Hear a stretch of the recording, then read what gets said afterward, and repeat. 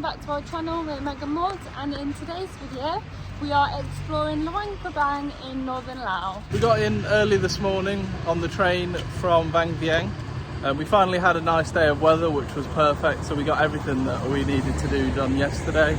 But yeah, it's nice that it's not raining again today. We're just having a walk through Luang Prabang at the moment. There's plenty to do here. Lots of sort of like temples, and then obviously the famous Kuang Si Falls, among other things. We're thinking about doing a trip on the river, but with the way that the water level and current is at the moment, I'm not sure how fun or safe that'll be, especially in like a kayak or something. But the train tickets cost us 250,000 each. But then when we got to the train station and looked at the tickets that our guest house had bought for us, they said like 130,000 on there. But I mean, they did take us to the station, but and they just also, something like, to keep. You have to buy them from the train station. Yeah, and you need your passport as well. as well. There to do it, and then drove back. So yeah, but I mean, if you want to go yourself on like a moped or whatever. If you've got a moped for the day, go and do it yourself. We didn't realise that it would be sort of like a lot cheaper, but the friends that we spoke to as well paid that much. I think that's probably the going rate if you book through an office, for example. Yeah. But yeah, it is what it is. We've also, yeah, the train was so much more comfortable than we expected. so much nicer than the ones we take back home. Took like 45 minutes as well. Oh no, and to think that the roads would have taken like 4 hours to 6 hours. Yeah. I mean, it's a no-brainer. Yeah, when they say 4, it takes 6. Especially this time of year, because the roads are like full of potholes. It's pretty bad.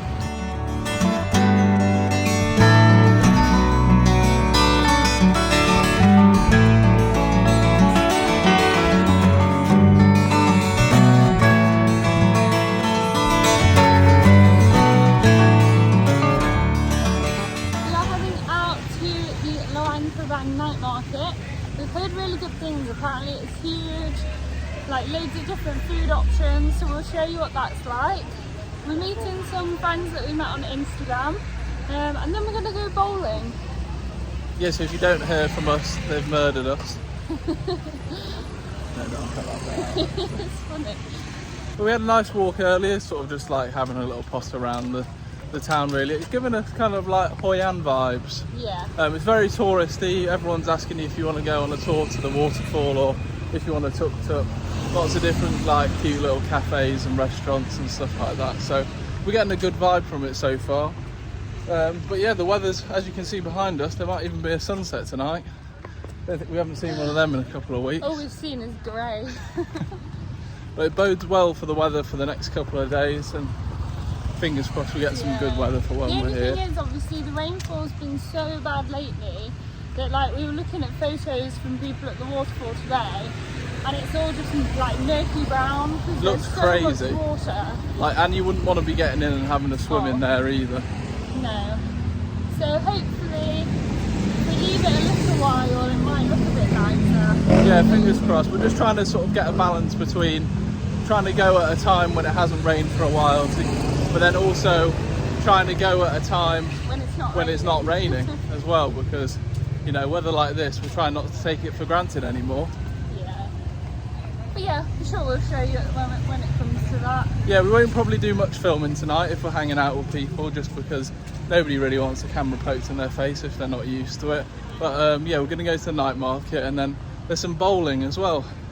Yeah. So we're going to get a tuk-tuk over to the bowling alley, have a bit of a different sort of evening activity.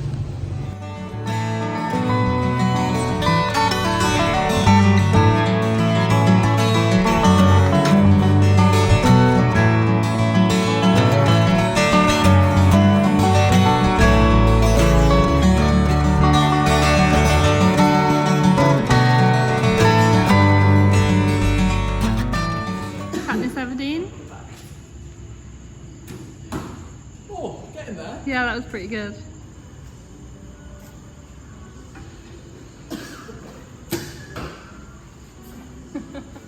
Right in the top corner.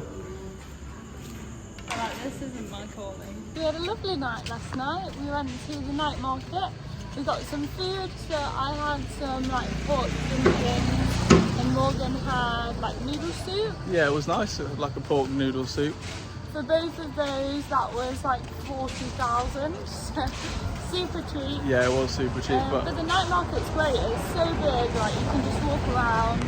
The main area that it was in isn't like, it was under construction. They're doing some work there, so it's all sort of in the street and then down the side. There wasn't really much in the way of sort of like things to buy as like souvenirs. It's all sort of like the same sort of things that you see around Southeast Asia. It looks like products imported from like factories in China and stuff like that. But the food portion was really, really good, so we definitely recommend that. Just having a walk around today. Just visited a few of the temples and things. But after the night market, we then went bowling, of course. So it took each was 25,000 there, 25,000 back. The game of bowling was 40,000. But it was well worth it for a unique experience. Fun, yeah. We had the whole bowling alley to ourselves as well. I won as well. Yeah, that always helps. And then we did some archery, which was random. Very random. For 10,000. Yeah, it was a good evening. It was a good evening. So this morning we're just having a walk, as Morgan said. So many temples to pop into and have a look at all the architecture, like That one up there. And there's one up there. Yeah, behind us over here. Oh no, you can't see very well, So but yeah. everywhere.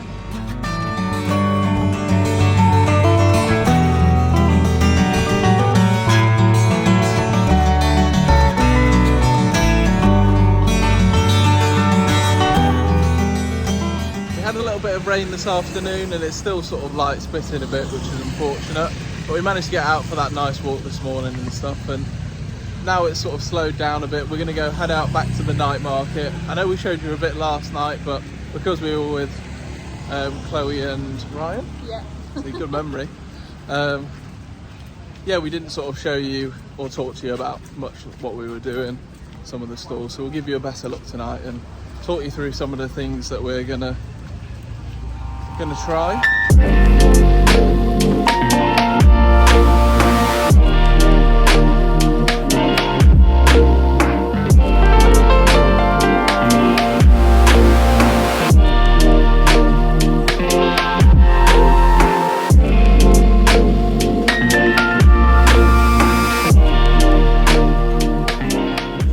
So that was a very successful trip to the night market. Speaking of, we thought we would just run through some of our top tips just to make sure you are keeping yourself as safe as you can be when you are eating in places like this. So we always look for stalls with really high turnover, like lots of customers, like maybe a queue, lots of people eating there. And then the other thing we always look for as well is like you can see the food being freshly made. So you know that it's not been sat there for a long time, you know, they're cooking it up fresh. Or barbecuing it right in front of you. But it certainly doesn't mean that you sort of don't get a traditional experience from a country if you sort of don't go and eat at the night markets or the places where all the locals are sat eating. You know, you can have the same quality of food and experience the culture through the food by going to sort of like a restaurant that you've seen that's got good reviews on Google Maps and things like that. So yeah, I wouldn't feel sort of like that you're not getting the full experience by doing it if you're a bit worried about eating at the markets, because often, you know, we've been worried about eating the street food just because you can't be 100% sure, and I personally, you know, couldn't think of anything worse than getting sort of like food poisoning and things like that. So I completely understand if you're not sort of feeling up to trying food at the night markets, because I feel like everyone in videos that you see, they always go and try food at the night markets and get all the stuff, and it can look a bit daunting especially if it's like your first time in Southeast Asia and things. But yeah, just sort of make a decision based on what you feel comfortable with, really. You might sort of get more comfortable as you go on, like we have. Good morning. We've just parceled ourselves a tuk-tuk to take us to Kuang Si Falls, and there's sort of like a park around there with like a couple of waterfalls. There seems like there's a bear sanctuary as well, but we've seen like views from it as well, so like it's not like I don't know, one of the ones that's got a bit sort of like a dodgy ethical. So we've opted for a tuk-tuk because it's an hour drive out of the city. We don't know what the roads are going to be like, and also it might start raining really heavily. But this was 100,000 for the both of us, and an hour drive out of the city, so £2 each. We're just getting it one way, and then we'll maybe meet people and jump in with them on the way back. Yeah, so the alternative would be obviously to rent a scooter.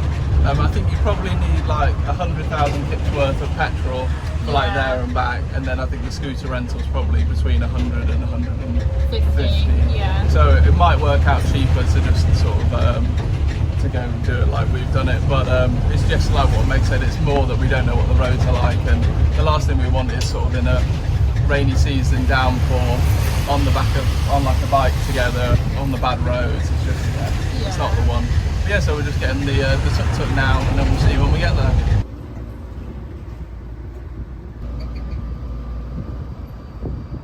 I think we made a good decision not to drive. That road was so bumpy and long. Yeah, it was. But I mean, if you're a really confident driver and you just want the independence and you've got a bike for a couple of days here, then you may as well do it. Oh yeah, definitely. And like, there's lots of places you could stop off on the way, for example. Yeah. But for us, I'm glad that we made that choice. Yeah, and it was 100,000 kip for the both of us to go one way, so it's pretty good. But we're here now, we're going to go and get our tickets. That crystal blue colour's what it should be looking like, Meg. Wonder what we're going to get today in the rainy season. Like a coffee with a bit of milk in. Yeah.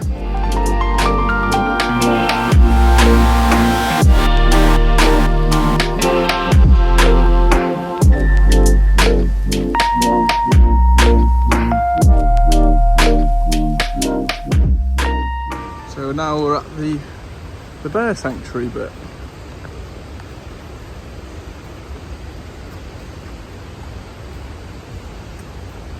Moon bears and sunbears.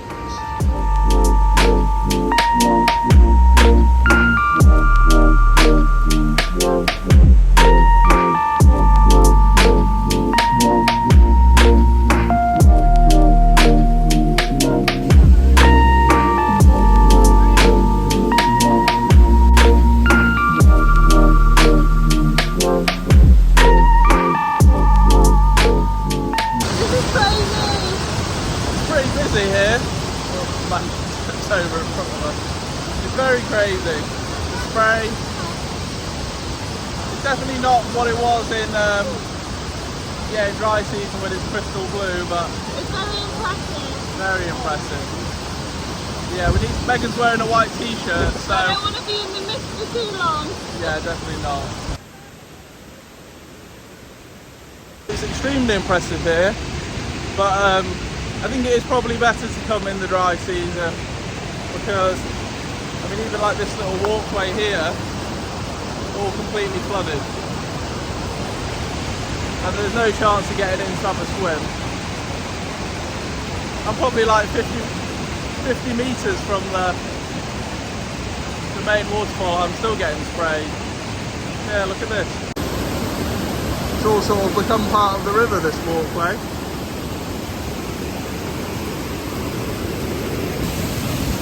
Don't ride elephants, kids.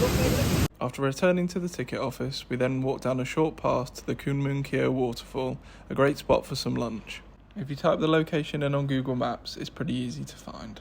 I included this last clip to show you what the roads are like in wet season and why we didn't want to take our scooter out for the day. The sun's out this afternoon. I thought that my hair's getting a bit long now. We're meeting Meg's parents in like a week or so in Thailand, so I thought it was about time to get a haircut. I just went to this place like down the road called Master Cuts or whatever. They were trying to charge like $9, so like 180,000 kip for a haircut. I'm just like, that's insane for here. There was like a local guy in there, and I'm just like, surely there's no way that he's paying $9 for a skin fade or whatever. But I've just seen some local barbers, you know, like on the side of the road style. So I think I'm going to risk it. I'm going to go and get my hair done. I always get it real short at these barbers, so worst comes to worst, he's just going to cut all my hair off and it'll grow back hopefully in a week. But a bit nervous, I'll be honest. There goes nothing. Maybe if there's someone in there, I'll see how their hair looks.